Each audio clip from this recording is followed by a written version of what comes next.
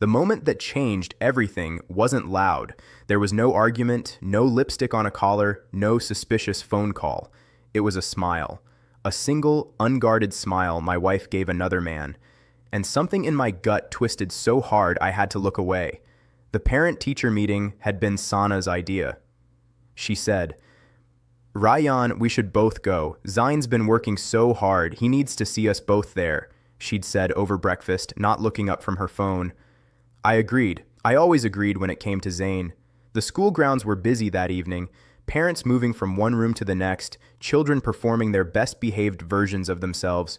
We'd already met the math teacher, the Urdu teacher, the science coordinator, standard meetings, standard praise. Then we walked into the sports hall to meet the tennis coach. He was standing near the far end of the court, clipboard in hand, tall, easy posture. The kind of man who always looks like he knows exactly where he is. When he saw us approaching, he smiled. But he didn't look at me. He looked at her. "Mr. and Mrs. Malik," he said, extending his hand. "I'm Danial Rao, Zain's tennis coach." I shook his hand, firm grip, eye contact with me for exactly 1 second. Then his attention shifted entirely. "Zain is genuinely exceptional," he said, and this time he was speaking directly to Sana. His footwork, his discipline, he has natural instinct on the court. You can always tell when a child has been raised with real focus. He paused, and the corner of his mouth lifted slightly. "He has his mother's instincts, I think." Sana laughed. Not a polite laugh. Not the controlled, social laugh she used at my office dinners. This was warm, unfiltered, the kind of laugh that belongs to someone who is completely comfortable. "You're very kind," she said. "He works hard. We just try to support him." For the next 20 minutes, I sat in that plastic chair and watched a conversation happen that I was technically part of, but never truly included in. Daniel spoke to Sana. Sana responded to Daniel. I was handed updates about my own son like a polite afterthought. "He's been improving his backhand. You probably noticed in the last match, Mrs. Malik?" "Oh, absolutely. I was watching from the stands and I could see the difference." I hadn't even known there was a match. On the drive home, Zain sat in the back seat talking about some tournament coming up next month. Excited, animated. Sana turned to respond to him, smiling. Perfect mother. Perfect picture. I kept my eyes on the road. After a few minutes, I said it casually. The way you say something when you already know the answer, but want to see how someone chooses to answer it. "You and the coach seemed comfortable with each other." Sana didn't miss a beat. "He's just friendly. That's how coaches are. They learn to charm the parents so the kids stay enrolled." She smiled and glanced at me. "Why? Were you jealous?" She said it lightly, playfully, like it was the most absurd thing in the world. I smiled back. "Not at all. He seems good with Zain." And I left it there. But I had heard the half-second pause before her answer, a pause most husbands would miss after 14 years of marriage. I didn't miss it. I had built a business by noticing what other people overlooked. That night, I sat in my study while Sana put Zain to bed. I told myself I was reading. I wasn't reading.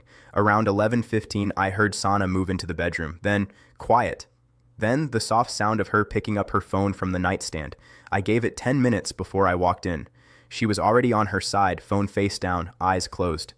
"Long day," she murmured without opening her eyes. "Yeah," I said. "Get some rest." I got into bed, switched off my lamp, and lay there in the dark staring at the ceiling. I would have let it go. I would have buried the feeling, called myself paranoid, moved on. But then, at 11:47 p.m., her phone screen lit up the nightstand with a notification, and she was awake and reaching for it before the light even faded. I said nothing, but I stopped sleeping. I didn't go looking for proof. The proof came to me, the way it always does when the universe decides you've been kept in the dark long enough.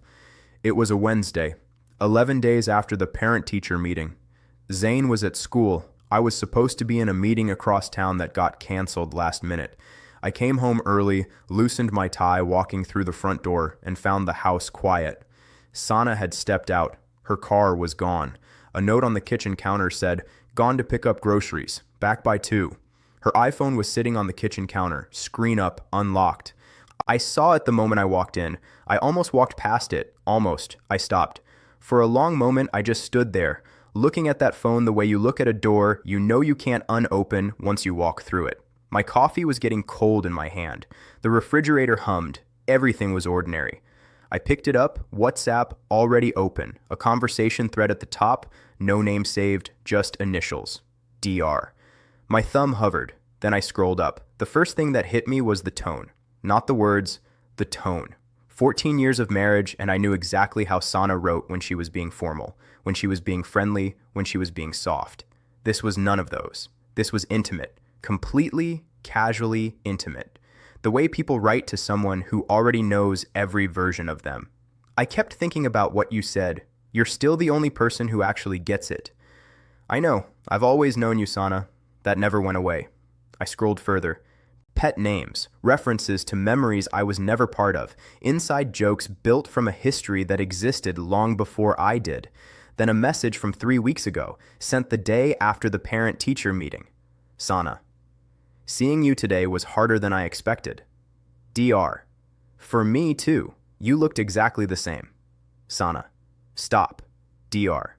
I mean it. My jaw tightened. I kept scrolling. I found the message that explained everything. DR. Does he suspect anything? Sana. Ryan? No. He sees what I show him. Always has. I read that line 3 times. He sees what I show him. Always has. 14 years. A son, a home. A life I thought we were building together. And she had reduced all of it to a performance she controlled. I kept scrolling. Faster now. Then I found it. A conversation from 6 days ago. Late at night. 1:03 a.m. The timestamp told me everything about when she thought I was asleep. Sana. I've waited 14 years. I'm not waiting anymore. I'm tired, Danielle. I'm so tired of this life. DR. Then we move forward like we planned. Just keep him calm a little longer. The plan is almost ready. Sana. Once the transfer is done, we disappear. He won't even see it coming. DR. He won't. Trust me. Sana. I do. I always have. It was only ever you. I put the phone down on the counter. Exactly where I found it. Same angle, same position. I stood completely still for what must have been 2 full minutes. The refrigerator kept humming. Somewhere outside, a car passed. The transfer. This wasn't just an affair. This was a plan, a deliberate, calculated plan to take something from me. And they were already in motion. My hands were steady. That surprised me.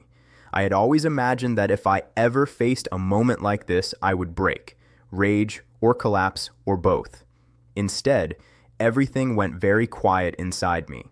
The kind of quiet that doesn't mean peace. The kind that means a decision has already been made. Your mind just hasn't announced it to the rest of you yet. I picked up my own phone. I called one person. It rang twice. Bilal. Rayan? You all right? Didn't you have a... Cancel whatever you're doing tonight, I said. I need you. In person. Don't ask questions yet. A pause. I'll be there by 8, Bilal said. No argument, no questions. 14 years of friendship, and he already knew from my voice that something had broken. I hung up. Then I heard Sana's car pull into the driveway. I walked to the sink, poured my cold coffee out, and rinsed the cup. By the time she came through the door with 2 grocery bags and a warm smile, I was leaning against the counter with my arms crossed, looking like a man who had simply come home early from a canceled meeting. You're home, she said, setting the bags down. How was your morning? Quiet, I said. Yours? Same, just errands. She picked up her phone from the counter without looking at me, checked the screen, and slipped it into her pocket. Are you hungry? She asked. I can make something. No, I said. I'm fine. She nodded and started unpacking groceries. I watched her hands, steady, practiced, completely at ease. He sees what I show him. Always has. Not anymore, I thought. Not anymore. That night, while Sana slept soundly beside me, I sat in my study with Bilal and said 4 words that started everything. She's going to run. There is a particular kind of pain that comes not from what you've lost, but from realizing how long ago you lost it without knowing. Sitting across from Bilal that night, I felt every one of those years land on me at once.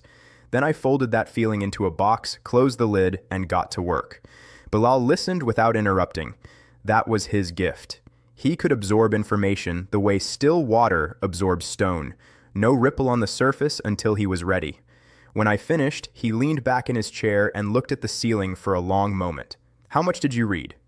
Enough, I said. Months of messages, maybe more. Did you screenshot anything? Everything I could before she came back. He nodded slowly. The transfer she mentioned? Do you have any idea what she means by that? Business accounts? Property? I don't know yet. That's what scares me. Bilal leaned forward, elbows on his knees. Rayyan, I need to say this clearly. If money is already moving, we don't have the luxury of time. Every day we wait is a day she gets closer to the exit. I know, I said. That's why I called you tonight and not tomorrow. He looked at me for a moment. I'll start in the morning.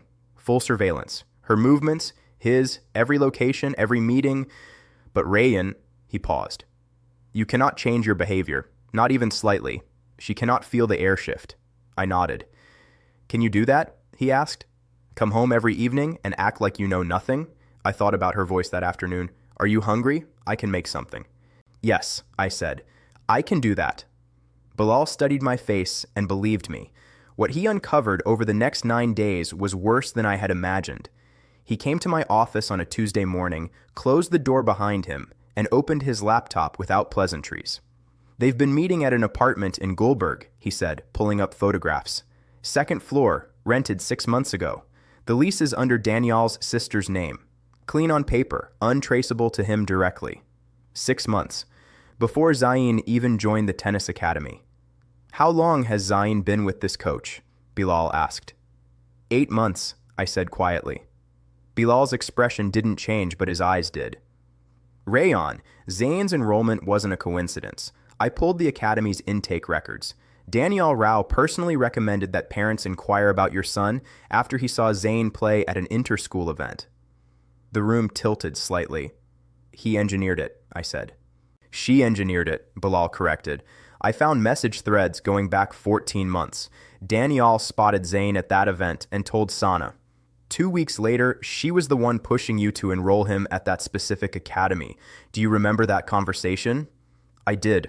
I remembered it exactly. She had shown me brochures. She had researched the coaching staff. She had been so enthusiastic, so thorough. She had handed me a reason to bring him directly into our lives.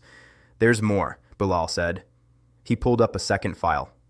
I had your forensic accountant friend, Kamran, do a quiet review of your business accounts. Rayyan, he stopped, just for a second. She's been forging your signatures. The words sat between us. How much? I asked. My voice came out completely flat. 3 transfers so far. Smaller amounts, testing the water, staying below the threshold that triggers automatic bank flags. But the destination account, he turned the laptop toward me. It's a shell account registered in her maiden name through a private firm in Dubai. Kamran traced it. She's been building it for 8 months. I stared at the screen. 8 months of smiles at the dinner table. 8 months of how was your day, and I made your favorite and sleeping beside me in our bed. 8 months of engineering her exit while I paid for the tennis lessons that brought her closer to the man she was leaving me for. How much has she moved? I asked. Bilal told me the number. It wasn't enough to destroy me, not yet, but it was enough to tell me exactly what came next if I didn't act. They're waiting for one large transfer, Bilal said, something big enough to disappear on. I think she's waiting for your quarterly dividend from the Karachi property portfolio. That posts in 3 weeks. 3 weeks. Bilal, I said, get me advocate Nadia Hassan's number. Already saved it for you, he said, sliding a card across the desk. That evening, I drove home in the dark, rehearsing nothing. I didn't need to anymore.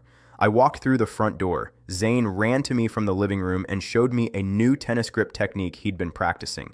I watched his small hands demonstrate the motion with complete innocent pride. My son, used as a bridge, used as a prop in a plan built to hollow out his father. I hugged him a little longer than usual. He didn't notice. Children never notice the things that would break you if they did. Sana came out of the kitchen, drying her hands on a cloth. You look tired, she said, studying my face. Long day, I said. She tilted her head slightly, that small gesture she had when she was reading me. I had seen it 1,000 times. Tonight I understood it for what it always was. Not concern, assessment. I gave her nothing to read. She smiled and turned back to the kitchen. Dinner's almost ready, she said. Go wash up. Sure, I said. And then, Sana? She turned. Thank you, I said, for keeping everything together. I don't say it enough. Something crossed her face, too fast to name. Then the warm smile returned.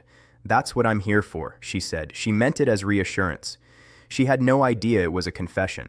3 days later, I sat across from advocate Nadia Hassan, laid every document on her desk, and watched her expression go from professional calm to something that looked almost like fury on my behalf.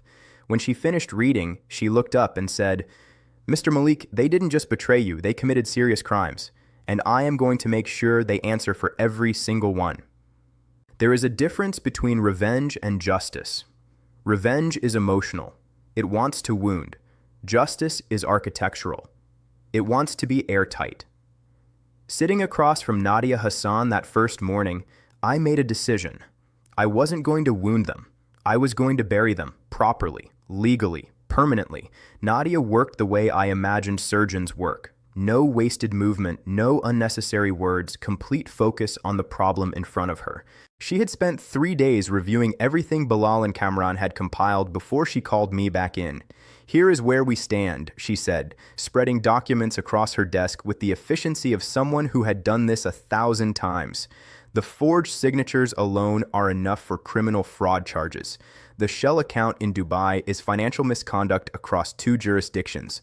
The surveillance evidence places them together repeatedly during times she claimed otherwise. That establishes pattern and intent. She folded her hands. "But here's what I want, Mr. Malik. I don't want a case they can negotiate down. I don't want charges that get reduced because a clever defense lawyer argues it was a misunderstanding or a moment of poor judgment." Her eyes were steady. "I want them caught in the act of the final transfer. I want the moment of execution on record, not just the preparation." "You want to let them finish loading the gun before you take it," I said. "I want the gun, the bullet, and the finger on the trigger," she said. "All documented, all undeniable." I nodded slowly. "What do I need to do?" She leaned back. "Give them an opportunity they can't resist." The setup took 4 days to construct. Kamran quietly worked with my bank's fraud investigation unit, a relationship built on discretion and a signed legal authorization from me. Any transfer attempt from my accounts above a certain amount would trigger an immediate flag, a forensic trace, and a freeze, all within minutes, without alerting the sender that anything had gone wrong. To Sana's screen, the transfer would appear to process normally, the digital equivalent of a trapdoor that looks exactly like solid ground. Bilal coordinated with 2 plainclothes officers Nadia had quietly briefed. Favors called in from years of credible legal work. They would wait near the Goldberg apartment on standby. No sirens, no drama, just presence at exactly the right moment. Then came my part. The part that required me to look my wife in the eye and lie, the same way she had looked at me for over a year and done exactly that. It was a Thursday evening. Dinner was finished. Zain was in his room. I came into the bedroom where Sana was reading and sat on the edge of the bed with the casual ease of a man with nothing on his mind. "I have to go to Lahore," I said. "Business. Possibly 3 days. The Chenab Mills deal has hit a complication, and they want me there in person." Sana looked up from her book. "When?" "Tomorrow morning. Early flight." A pause. Something moved behind her eyes. Fast, calculated, then gone. 3 days?" she said. "Maybe less if it goes smoothly." She nodded, set her book down. "Do you want me to pack your bag tonight?" "I'll manage," I said. "Don't worry." She reached over and touched my arm briefly, a gesture so practiced it looked like warmth. "Drive safe to the airport," she said. "I will," I said. I left the next morning with a bag. I drove to the airport. I checked in for a flight I never boarded. Then I drove to Bilal's office and sat down to wait. They moved faster than I expected. Bilal's surveillance team reported that within 4 hours of my departure, Sana had messaged Daniel. He forwarded me the exchange in real time. Sana: "He's gone. 3 days. This is it, Daniel. This is our window." Daniel: "Are you sure?" Sana: "I've never been more sure of anything. The quarterly dividend post today. The amount is enough. By the time he lands back, it'll be done and we'll be gone." Daniel: "I'll meet you at the apartment. 2 hours." I read the messages on Bilal's screen without blinking. The quarterly dividend post today. She had timed it perfectly. She had watched my financial calendar the way a hawk watches a field, waiting for exactly the right moment. 14 months of patience, 14 months of dinners and smiles and how was your day. All of it a countdown to this afternoon. Cameron's ready, Bilal said, his phone already at his ear. Tell him to stand by, I said. Not yet. Let them get there.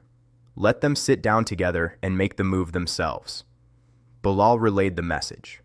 We waited. At 3:22 p.m., Cameron's system flagged the transfer attempt. Large, exactly as expected, initiated from a device linked to Sana's credentials. Destination, the Dubai Shell account. The trapdoor opened. To her screen, success, a confirmation notification, clean, simple, final. In reality, the funds froze mid-transfer, fully documented, fully traced, timestamp recorded, device ID locked. At 3:31 p.m., Bilal received a single message from the surveillance officer outside the Gulberg apartment. Both confirmed inside. I looked at Bilal. He looked at me. I picked up my phone and opened Nadia's message thread. She had sent one line 20 minutes ago, anticipating this moment with the precision of someone who had built the entire architecture herself. We have everything. Say the word. I looked at that message for 3 seconds. 14 months of planning on her side, 3 weeks of construction on mine. One word. I typed 2 letters. Go. At 3:47 p.m., while Sana and Daniel sat in that Gulberg apartment believing they had just changed their lives forever, there was a knock at the door. The knock was calm. That was the detail that stayed with me. When Bilal described it later. No urgency, no announcement. Just 3 measured knocks on a door behind which 2 people believed they had already won. They hadn't won anything. They had just walked to the center of a net they couldn't see. Bilal called me at 3:51 p.m. It's done, he said. Both of them. I was still sitting in his office. I hadn't moved in over an hour. A half-empty cup of tea sat cold on the desk in front of me. How did she react? I asked. A pause. She asked for you, he said. Immediately. The first thing she said was your name. I said nothing. Rayyan? I heard you, I said. Thank you, Bilal. I hung up, sat for another moment. Then I stood, straightened my jacket, and drove to Advocate Nadia's office. Sana called from the police station at 4:17 p.m. I watched my phone screen light up with her name. The contact photo still the one Zayn had taken of us at the beach 2 summers ago. Both of us laughing at something I couldn't remember anymore. I let it ring. 4:19 p.m. She called again. 4:23 p.m. again. 4:31 p.m. again. On the 5th call, I answered. The silence on her end lasted exactly 2 seconds, and in those 2 seconds, I heard everything. The background noise of a police station, the slight unsteadiness in her breath, the collapse of a plan that had taken 14 months to build. Rayyan, her voice came out thin, careful, already constructing something. There has been a misunderstanding. I need you to come. I need you to listen to me. Sana, I said. She stopped. I know everything, I said. I've known for weeks. The silence that followed was the loudest thing I have ever heard in my life. Rayyan, please, her voice cracked just slightly. Please just let me explain. Nadia Hassan is my lawyer, I said. You should find one too.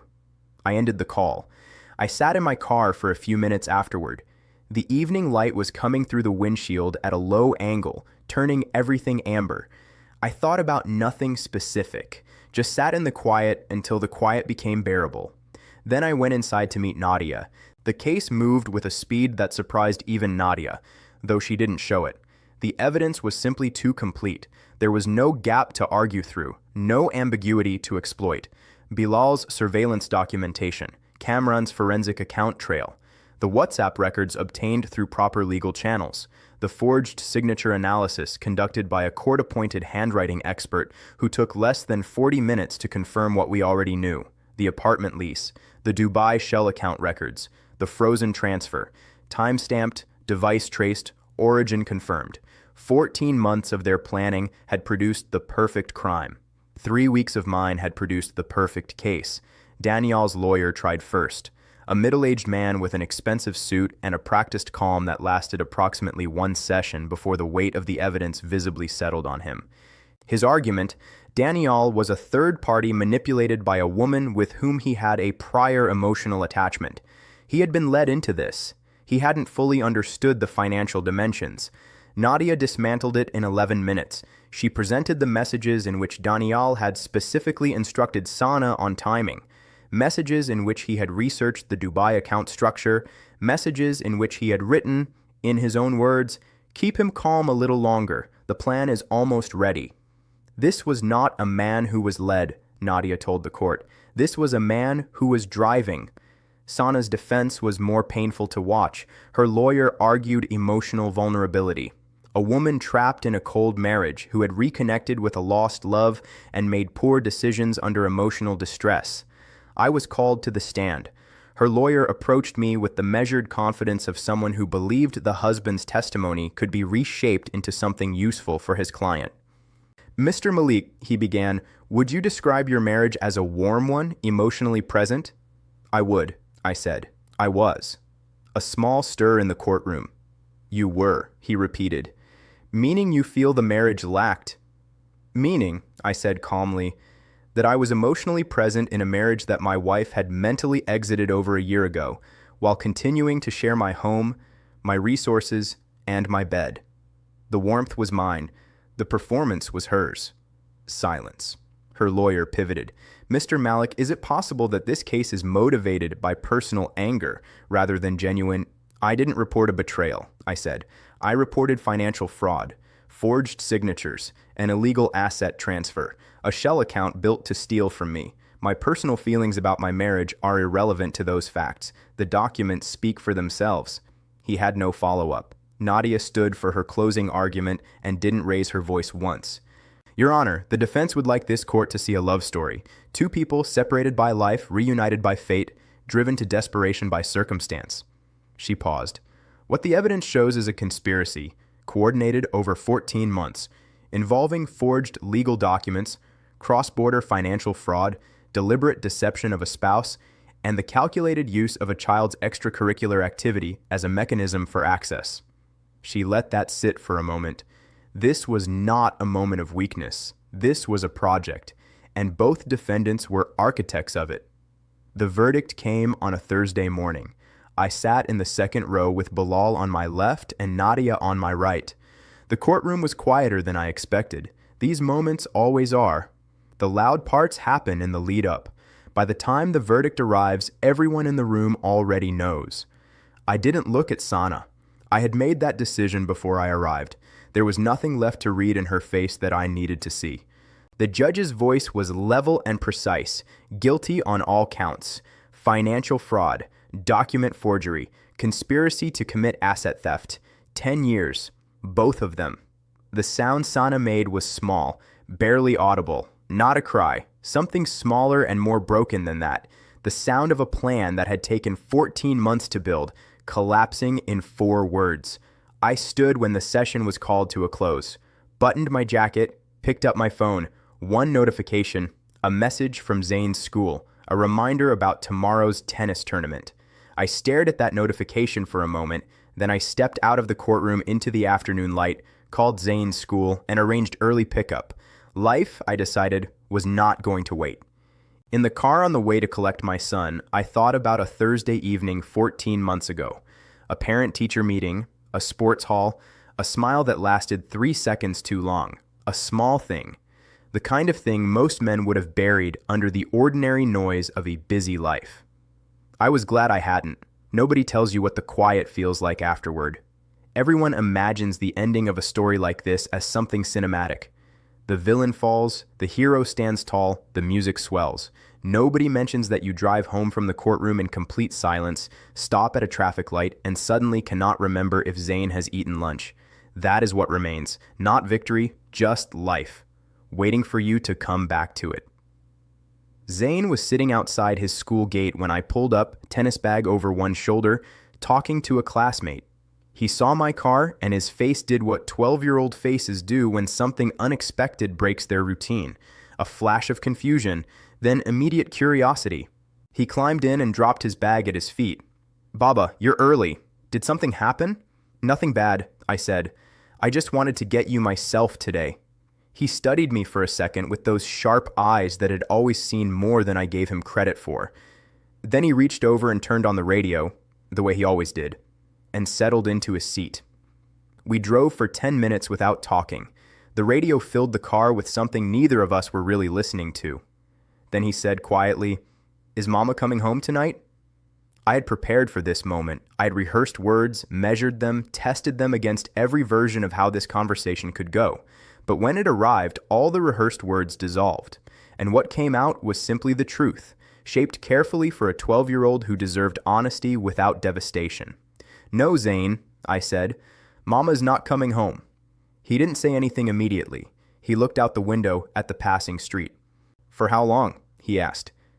"A long time," I said. Another silence. "Longer this time." "Did she do something wrong?" he asked. I kept my eyes on the road. "Yes, she made choices that hurt our family, and there are consequences for those choices." "Did she hurt you?" The simplicity of the question from a 12-year-old hit differently than anything said in that courtroom. "She tried to," I said. "But I'm okay, and you're okay. That's what matters to me right now." He turned from the window and looked at me directly. "Are you sad?" I thought about that honestly before answering. "I was," I said. "I'm working through it." He nodded slowly, the nod of a child absorbing something too large to fully process, filing it carefully away to revisit later. Then he reached over and put his hand briefly on my arm the way I had done to him 100 times when he was smaller, and something frightened him. He didn't say anything. He just put his hand there for a moment. Then he took it back and looked out the window again. "Can we get burgers?" he said. And I laughed. A real one. Unexpected, sudden, the kind that loosens something tight in your chest that has been knotted for weeks. "Yes," I said. "We can get burgers." That night, after Zane was asleep, I sat in my study for the first time in weeks without an agenda. No documents to review, no calls to make, no performance to maintain, just a quiet room, a desk lamp, and the particular stillness of a house that has finally stopped holding its breath. I thought about the parent-teacher meeting, the sports hall, the smile, 3 seconds that had unraveled 14 years. People would later ask me, and they did ask, friends, family, my brother who flew in from Islamabad when the news broke, how I had stayed so calm through all of it, how I had gone home every evening and acted normal, how I had sat across from Sana at dinner and passed her the salt. The honest answer was this: I wasn't calm, I was focused. There is a difference. Calm is the absence of feeling. Focus is feeling everything and choosing deliberately what to do with it.